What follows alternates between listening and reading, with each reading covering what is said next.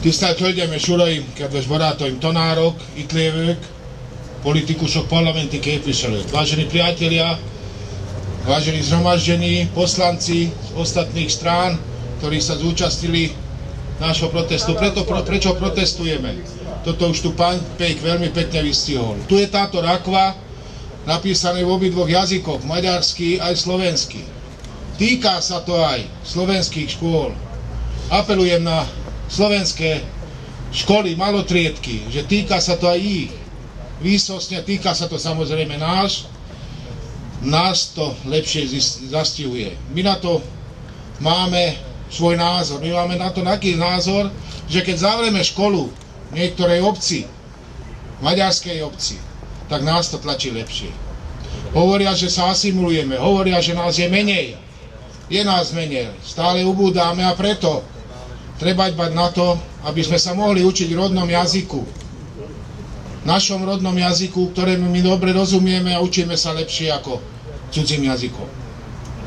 Práve preto vyzývam pána ministra, nakoľko o 5. bude o tom hlasovanie, nech zváži tie pozmeňovacie návrhy, ktoré tu boli. Povedali sme ich aj my v 4 bodoch. Povedali aj opoziční poslanci a dali pozmeňovacie návrhy tomu, aby tieto malotriedky boli zachované. Čo sa stane, keď zavrieme malotriedku? Kam pôjdu tí učitelia? Pôjdu na iné ministerstvo, k inému ministrovi pýtať peniaze, lebo budú nezamestnaní. Čo sme ušporili?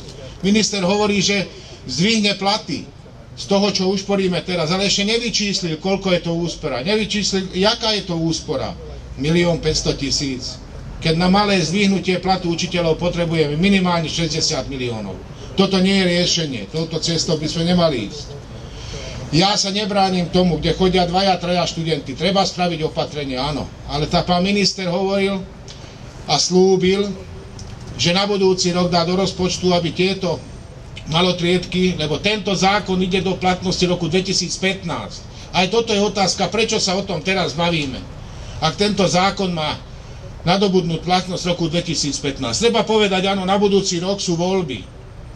Sú voľby do mestských zastupiteľstiev, sú voľby starostov a ich sa to týka. Lebo si myslím, že ktorý starosta zavrie malú škôlku, tak asi nevyhrá voľby v svojej dedine.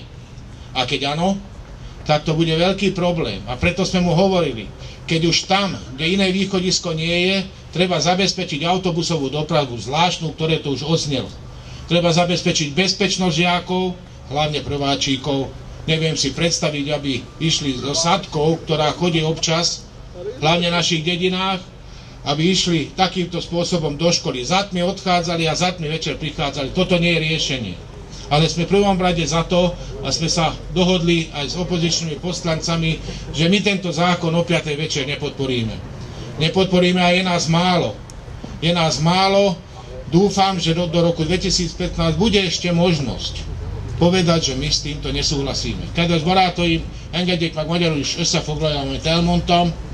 Elsősorban arról beszéltem, hogy mi most már egész nap a parlamentben elő törvényjavaslattól tárgyalunk, ami minket nagyon is érint. Érinti a szlovák iskolákat, hisz itt rá van írva erre a szép, mit mondanánk, koporsóra, szlovákul is, magyarul is. De ez minket jobban érint, ez minket jobban szíven érint azért, mert ha becsukjuk a kisiskolánkat, nem fogunk tudni anyanyelvünkön tanulni.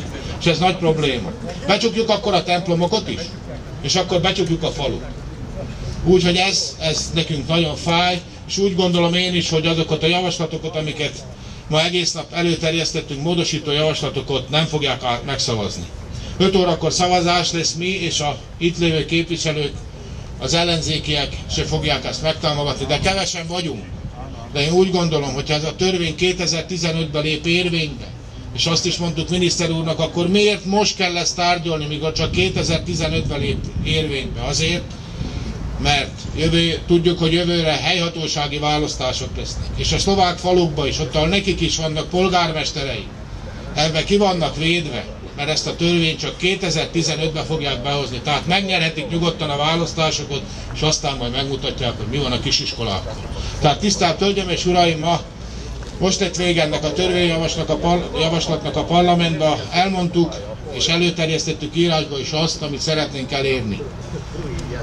Fáj a szívem, de megmondom előre, prognosztizálom, nem leszünk sikeresek, de azért ne hagyjuk abba. Mindent meg fogunk érte tenni, hogy ezeket az iskolákat megmentsük. Köszönöm szépen, meghallgattam.